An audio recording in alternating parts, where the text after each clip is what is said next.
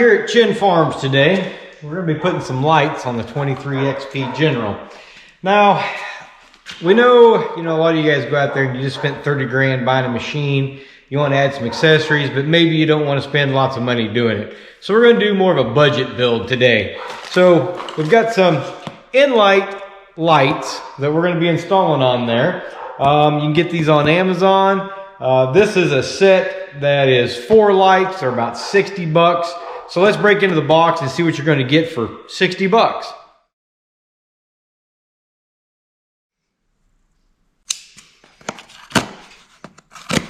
All right, so let's see what all is in here.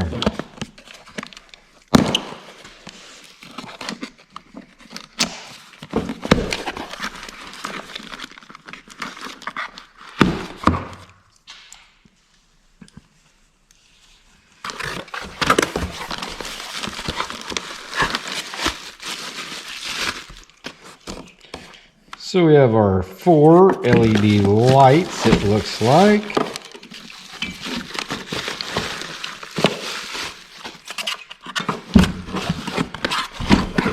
Seem to be pretty good quality lights, aluminum housing, vented for cooling.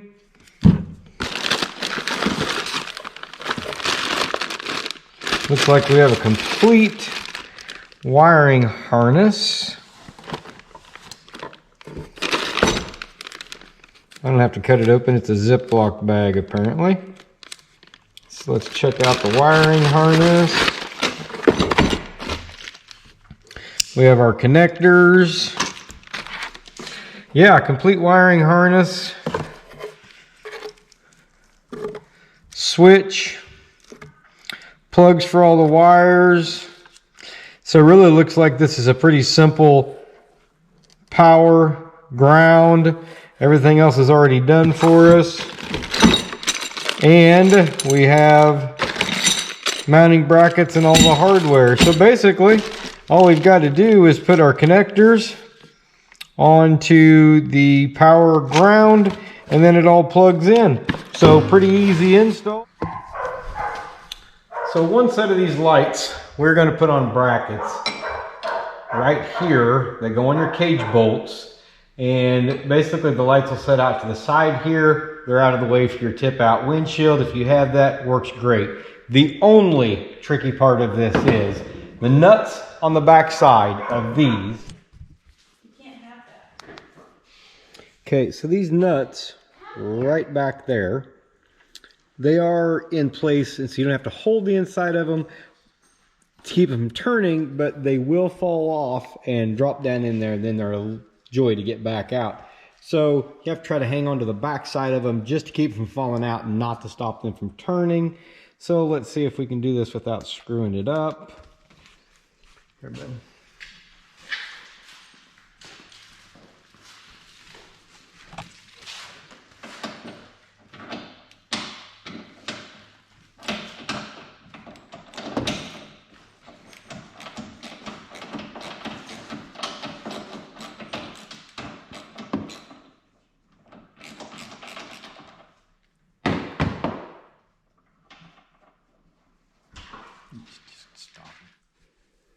All right, so we got a little interrupted there for a minute. Had some people show up.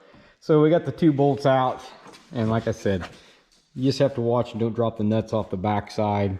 So we have the upper lights mounted on those 2 brackets, and we'll show you here in their kit you have all the necessary hardware. And so basically this bracket drops in here. Then these nuts with the built-in flange will drop in there and catch. The Allen heads go in here and holds the light on right there. So we'll get these put on the front bumper here in just a second. The second pair of lights we're going to go on the front bumper. This is the factory Polaris bumper with the upper bumper extension.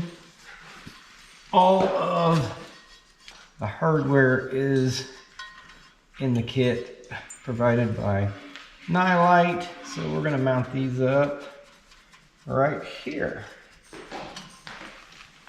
All right, so we have all 4 lights in place, one on each side and the 2 on the front bumper, all using the hardware provided by Nilight, sorry.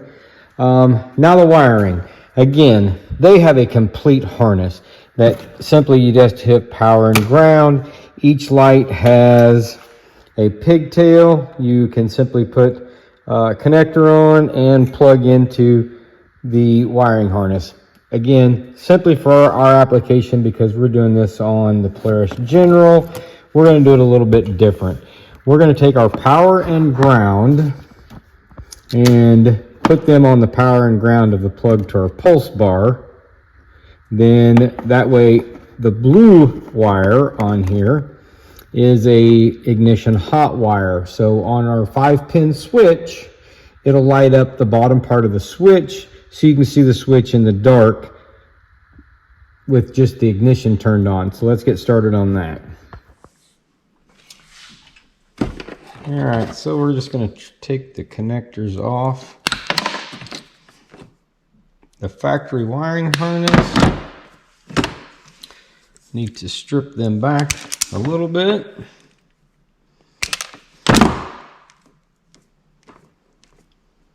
Now using our pulse bar connector, we will strip those back a little bit. Right now, we just need the constant power and the ground. I prefer to use this type of a connector. If you heat these up, they shrink tube and has solder in the middle, so it solders it together and shrink wraps all at the same time. So just make sure your wires cross at the same spot in there where the solder is. And we'll start heating this up.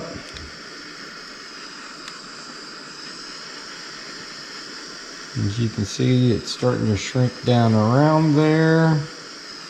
And here in just a second, when you get it to the right temperature, there you go, right there.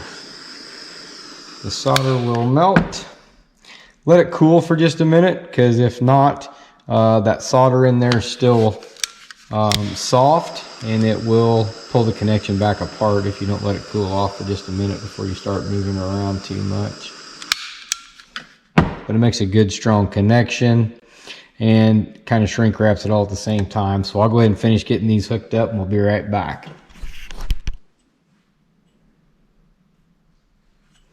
Okay, since we're using the pulse bar and a 5-pin switch, again, the switch that comes with the Nilight, it's perfect. It's a very good switch. It lights up when it's on, but we want to use a 5-pin switch. So we have to run the additional blue wire. So basically on your pulse bar plugs, which you can order off Amazon or anywhere else, you have ground. This is constant hot, and the blue is an ignition hot.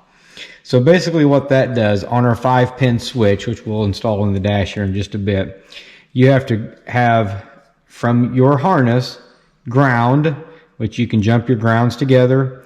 Then you have your power out to wherever you're running, your constant power, and then your blue one goes to this pin. And what that does is upon ignition, it'll light up the bottom half of this switch where it says spotlights so you can see it in the dark. But then when you activate the switch, it then lights the top part of the switch up so you can tell that your accessories are turned on. So we're going to go ahead and run the wiring out to all the lights, get them hooked up, then we'll get the switch put in the dash. Okay, using the 5-pin switch with the Polaris, it already has kind of knockouts that you have to cut out. I've done this several ways before. I've just used a utility knife and cut it out. This time I'm going to use the Dremel, just be a little quicker.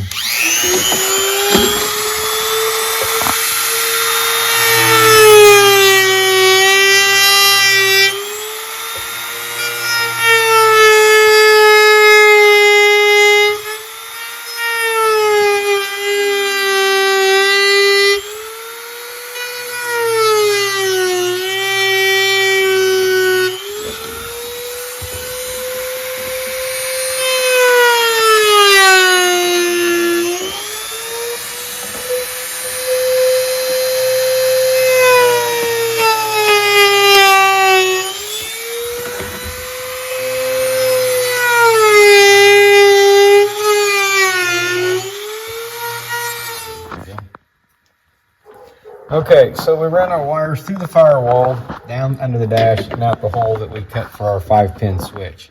Again, ground, and we jumped the 2 top grounds. Your constant hot.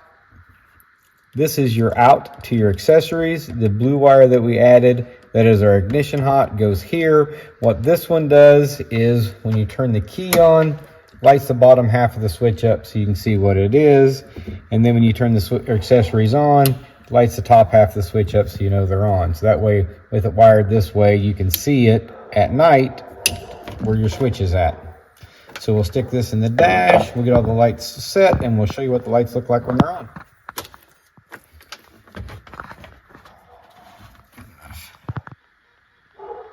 All right, so here you go. All 4 Nilights mounted on.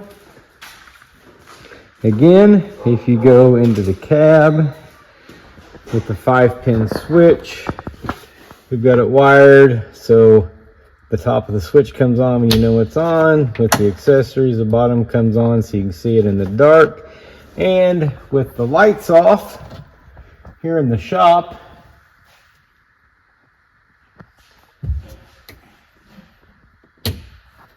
you can see how much light we've added. We still need to adjust them, but they do put out quite a bit of light. So, you know what? For a $60 project, you tell me what you think. So there you go, a $69 light setup. Seems like a pretty good bargain to me. Let me know what you think down in the description. And again, hey, like and subscribe if you're enjoying these videos. Up next, we're gonna be doing some mirrors.